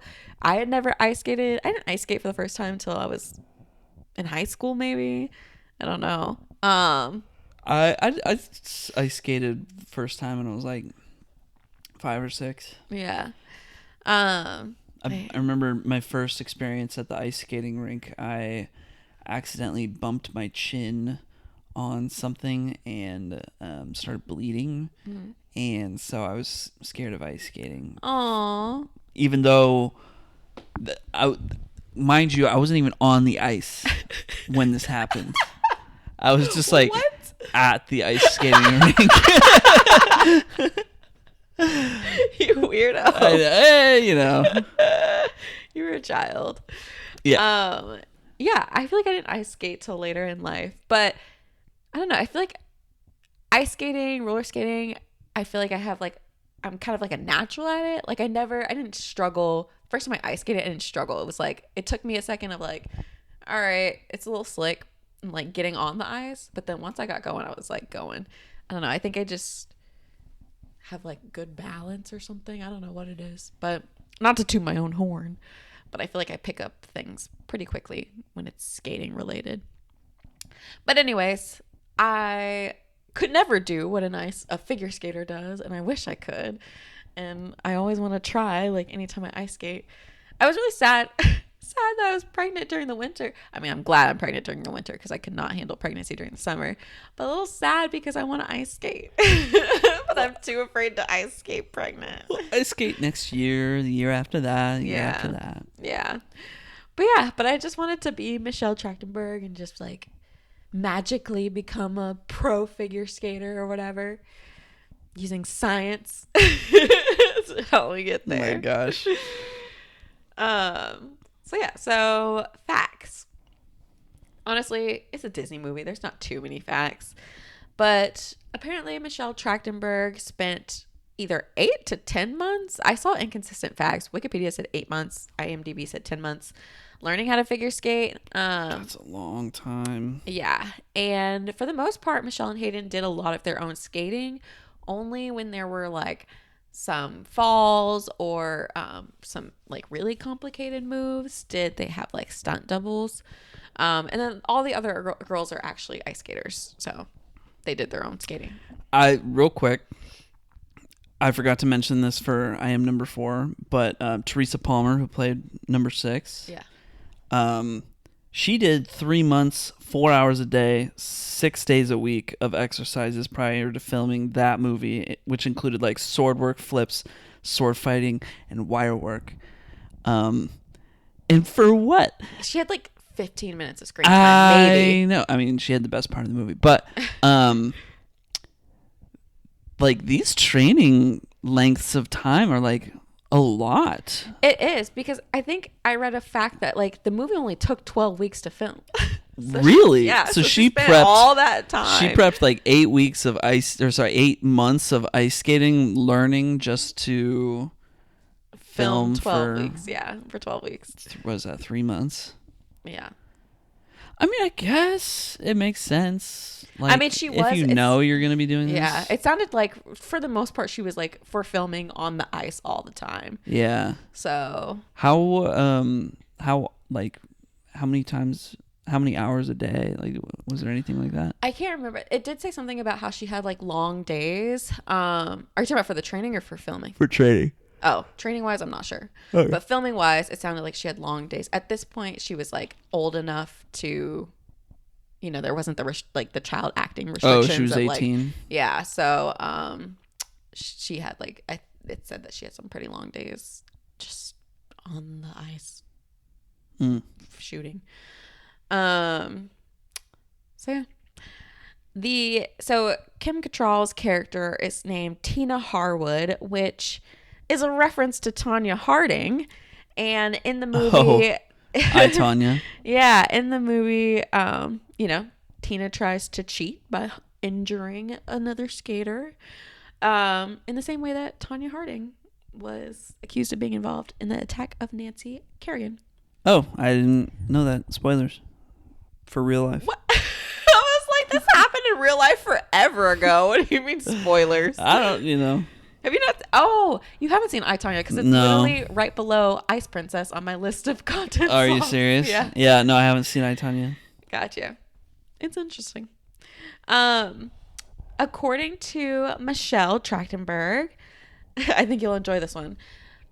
There was a mistake in a physics formula that the character talks about, and they had to go back in and fix it. So they shot the back of her head, and then put in the like correct term into the shot.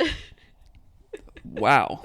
Like, they were like, we need to get the physics right. So This was not parabolic calculus. You can't be looking like a fool. Right. This is not parabolic calculus. This is real physics. Yeah.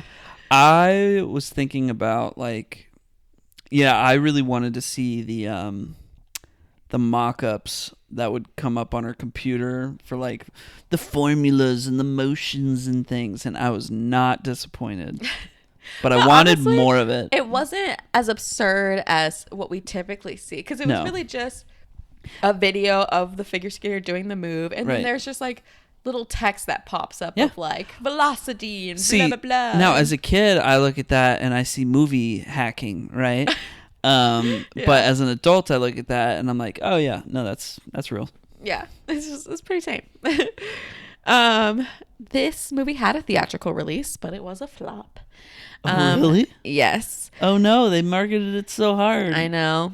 It had a budget of $25 million and a gross worldwide earning of $25.7 million. Ooh. So gross worldwide? Yeah. What? So it didn't really make anything. They just kind of broke even. Yeah, unfortunately. I feel like all the girls I knew saw it. Yeah. But I guess not enough. Dang. Yeah. But I don't think that I didn't see this movie in theaters. I saw it when it was on Disney Channel. So maybe that was it. It's like they knew. No one didn't get taken to the theaters to see it. Kind of like that post-COVID, like, you know, oh, I know that movie will be on streaming in 45 days. Yeah, because I do not remember going to movie theaters to see it. I'm pretty sure I just watched it on Disney Channel. Gotcha. But question for you. Oh. This is like a trivia question. Ooh, trivia. Yes. This movie came out the same day as what Disney Channel show? That's So Raven. Nope. The Sweet Life of Zack and Cody. Yes. Which is, I don't know, I just thought that was fun. I was like, wow, so Zack and Cody, so long ago. Yeah, that was a while ago. Yeah. Cool. I remember when Sweet Life of Zack and Cody came out. Isn't it crazy to like think like we were there for the airing of these like old shows? Yeah, I remember Sweet Life of Zack and Cody. I think it aired with like 2 episodes when it premiered. Yeah. And in the second episode, there was like a girls' beauty pageant being held. Oh my gosh, I love that episode with Tyresha. Yes. Yes. Yes, with Tyresha. Yeah. Because that was... I was like, why did they give him that name? Yes. Yes. And he like at one point he's like, so he's pretending to be a girl, right? Yeah. And he's like, I'm a pirate. Arr. I don't even remember that. Yeah. Anyway, the girl that he like had a crush on, I also had a crush on. Oh my! You had a crush on every girl on every show and every movie. That's not true. Every time we watch something, Jennifer you're Love like Hewitt in the Boy Meets World horror episode. Yeah. it's specifically in Boy Meets World, the horror episode. That's so funny. I mean, that was the first time I ever saw Jennifer Love Hewitt. But yeah, I had a big crush on her. Then they killed her character, and I was like, no. Because she was just a guest star. Yeah. And that was the joke. Yeah, true. Anyway, yeah, I specifically remember, that premiering and being like, oh, yeah, I don't know. I guess if the main character had a crush on a girl, I just by like, default also had a crush on them. You were like, I had a crush on her. Oh yeah, that's right. I'm like, every time you watch something, you have a crush on somebody. Yeah. I mean, I don't currently have a crush. Well, no, it's just when I was growing up. Well, you do currently have crushes on who? On various actors. Like Leonardo DiCaprio? What? I'm kidding. Like who? Who do I have a crush on? Like the one girl that was in Blink Twice. Which girl?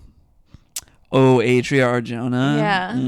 Which, I mean, fair. She's beautiful. Not bad. I don't know if I have a crush on her. Jessica Alba. If we see something with Jessica Alba, you're like, man, I love Jessica Alba. I do love Jessica Alba. Zendaya, you got a crush on her. Yeah, a little bit of a crush on Zendaya. Yeah, see, you still have crushes. I think the Latinas are kind of killing it in Hollywood right now. Yeah. I think I have proportionally more crushes on the Latinas right now than others. We're changing the subject. Anyway, my bad. I love you. It's just The Latinas. Shadow, They're having a moment. Shadow the Hedgehog loves Latinas. I don't know. You seen that meme? Yes. He's like, I just love Latinas, Sonic. Oh my gosh. Anyway. Before you regret everything. Yeah, my bad. It's late. What were we even talking about? Oh, Slow Zack and Cody. Yeah, I loved the fact that we like caught these premieres of these old shows, and it was like you had to be at home at the time that it premiered. You're like, it's this. I was like, it's the High School Musical premiere tonight, Mom. Like, I need to be home by 8. I had TiVo, so I could like. Wow. I would like make a season pass. I would like make a season pass, so it would record every episode for me. Wow. Yeah, and then I could just go back and rewatch it. I could fast forward through the commercials. We were broke, so we did not have TiVo. And when I went to a friend's house and they had TiVo, I was like, they're living a life of luxury. I mean, you can record it. The first time I saw somebody pause live TV, I was like... But it's live. Exactly. Yeah. TiVo was insane. My friend had TiVo when I was in middle school. She had TiVo, and I was like, what is this? I watched significantly more television as a child because of TiVo. Wow.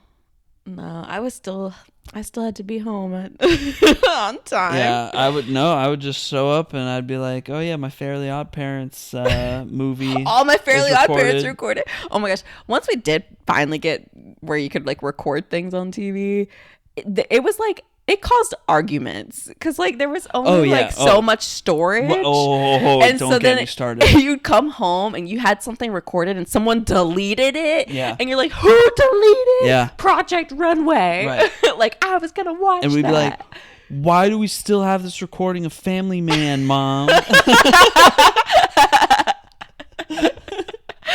Like the drama. Yeah. It literally would create such big arguments. I remember my brother really wanted to watch the movie Labyrinth. Mm-hmm. You familiar with Labyrinth? Yeah. Yeah, he really wanted to watch it. And so they had like a search function where like, you know, if something was going to be shown, then you could like record it. Mm. But we were kids, so he looked it up and it was not in syndication at the time. Like they were not planning on airing it on any channel. Mm-hmm. And I think it only went out by like 2 weeks. But we didn't know that. Mm-hmm. So he was like, oh my God, like Labyrinth is never going to be shown ever again. That's literally how it felt though. Yeah. That's literally how it felt. Yeah. You're like, when am I ever going to see this? Yeah. And then like the one time it airs, you're like not home. You have something going on or something or well, whatever. He just thought, never again am I ever going to get to watch this movie. It'll just it's never going to be played. It's not coming up in my search. Oh my God. We had no concept of... You just go to Blockbuster. Go get it. You were all, I mean... Was Blockbuster out by then? Yeah, I mean, like Netflix and whatnot. We didn't know. Like 8 years old. Oh my gosh. That's so funny.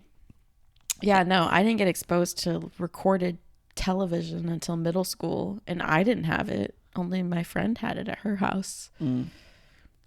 I remember we had so like I'd record like SpongeBob, Avatar: The Last Airbender,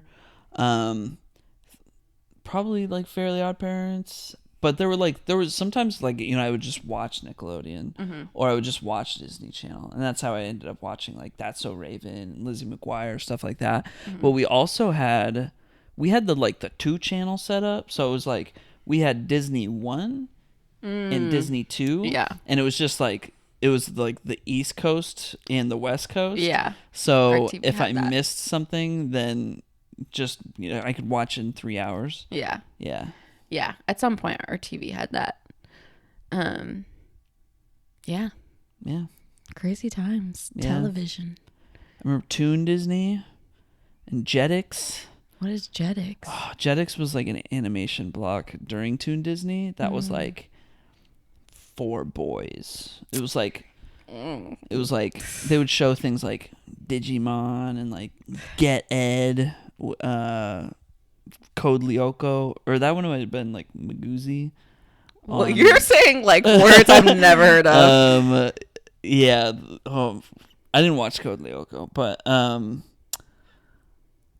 yeah. Anyway, different times.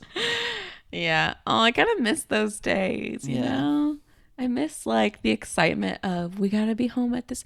That's why like sometimes I really like when we like we watch the award shows and stuff, and I like, excuse me, I like it because it gives you that like moment of like, oh, we gotta be like it's time to watch this thing. When we watched the Golden Globes the other night. Yeah. It's like, oh, this thing is on, let's put it on.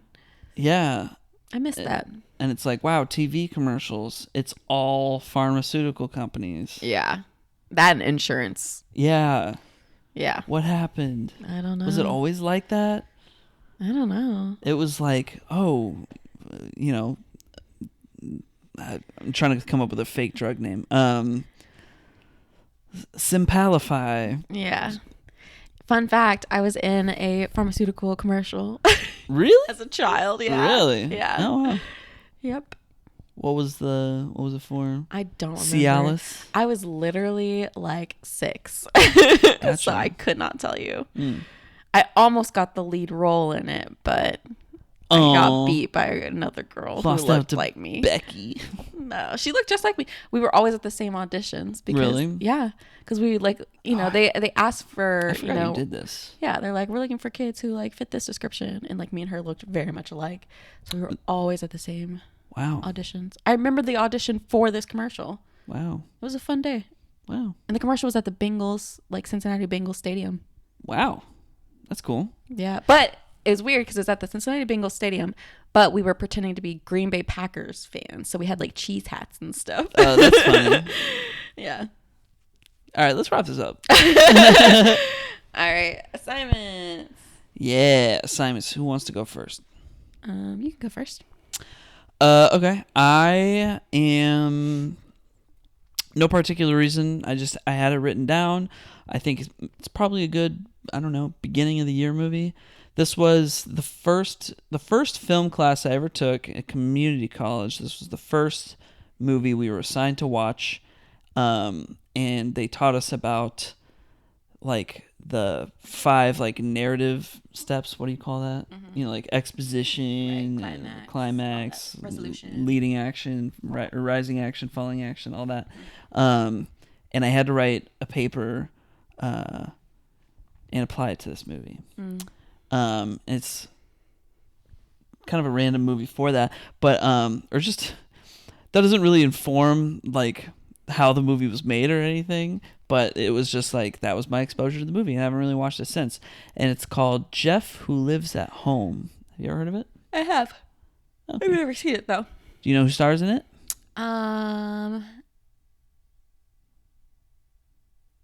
Jason Segel. Yeah, I was like, isn't it? I was Jason gonna say Jason Segel and Ed Helms. I didn't know Ed Helms was in it. Susan Sarandon. Gotcha. Yeah, Ed Helms, not Harris. I was thinking Jason Segel, but then I didn't want to be wrong, so I was like, let me think more. No, yeah, it was Jason Segel. Gotcha. And I think like since you just finished watching Shrinking, it's perfect. Get a little more extra Jason Segel in your life.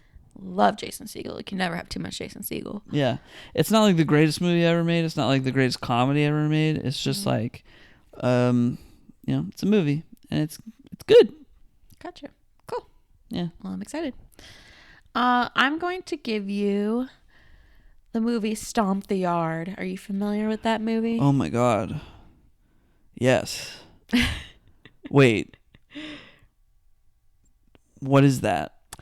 It's a movie about like. Is it like a lot of like music and like stomping and like, but like what like gives you that idea? No, but like paint. Like there's like painters and like are they like making music with like in the kitchen and stuff like that? Like no, I don't think so. What am I thinking of? All right, what's Stomp the Yard's about like black fraternities nope. doing step competitions. Nope, not at all. Nope, not that. Gotcha. I was like paint in the kitchen, huh? What am I thinking of? I don't know. Am I thinking of Stomp? What's Stomp? Stomp Live? 8 performers take the audience on a journey through sound and music, where rhythm Blue Man Group is the only. Yeah, it's got Blue Man combining physical comedy and athleticism. It's a highly charged performance from an idiosyncratic group who could only come from the world of Stomp. I don't know what that is.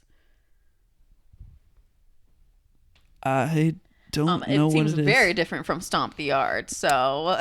I think it is very different from Stomp the Yard. Yeah. Looking at Stomp the Yard now... well, don't look too deep into it. I'm not looking too deep. I really enjoy Stomp the Yard, so I'm excited too. It's got Neo in it. And Megan Good. It's got Chris Brown. Neo? Yeah. Oh, yeah. What's he in there? It's been a really long time since I've seen the movie. All right, so next week it'll be... We just did I Am Number 4, right? Yeah. Next week it'll be Stomp the Yard and Jeff Who Lives at Home. Fun. Or next episode, whenever that is. Yeah. All right. Hope you enjoyed this episode. As always, we went longer than expected, and that's okay. We'll see you next time. Bye.